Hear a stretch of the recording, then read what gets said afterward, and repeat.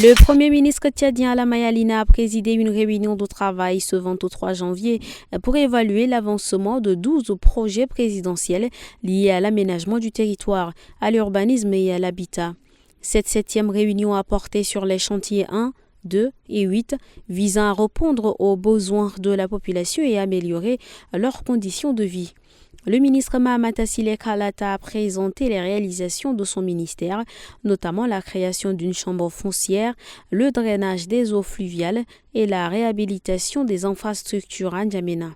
La réunion a réuni divers responsables gouvernementaux pour suivre l'évolution des projets.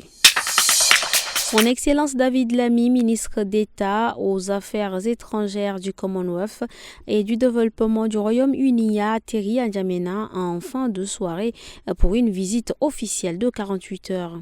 À son arrivée à l'aéroport international Hassan Diamous, il a été accueilli par son homologue Abdrahmane Koulamala, ministre d'État et ministre des Affaires étrangères, accompagné de ses collaborateurs. Cette visite vise à renforcer les relations bilatérales entre le Tchad et le Royaume-Uni dans divers domaines d'intérêt commun.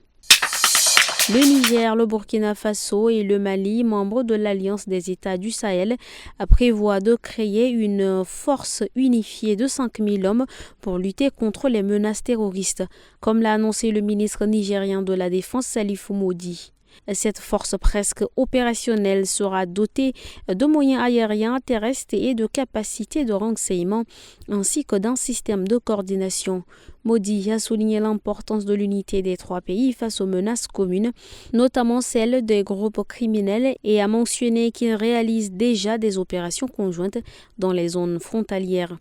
Par ailleurs, il a été rappelé que ces pays avaient décidé de se retirer de la CEDEAO avec un départ effectif prévu le 29 janvier, un an après cette annonce. La deuxième session de la commission mixte de coopération entre la Turquie et le Tchad s'est tenue à N'Djamena les 22 et 23 janvier 2025, se concluant par la signature de procès-verbaux en présence des ministres des Affaires étrangères du Tchad et des Transports de Turquie. Les accords signés portent sur des secteurs clés tels que le commerce, le transport, l'agriculture, l'énergie, la santé et l'éducation. Le ministre tchadien Abdrahmane Koulamala a souligné l'importance d'un partenariat basé sur le respect mutuel et la solidarité, affirmant également la volonté du Tchad de renforcer sa souveraineté dans ses relations internationales. Ce rapprochement vise à redynamiser les échanges économiques et techniques entre les deux pays.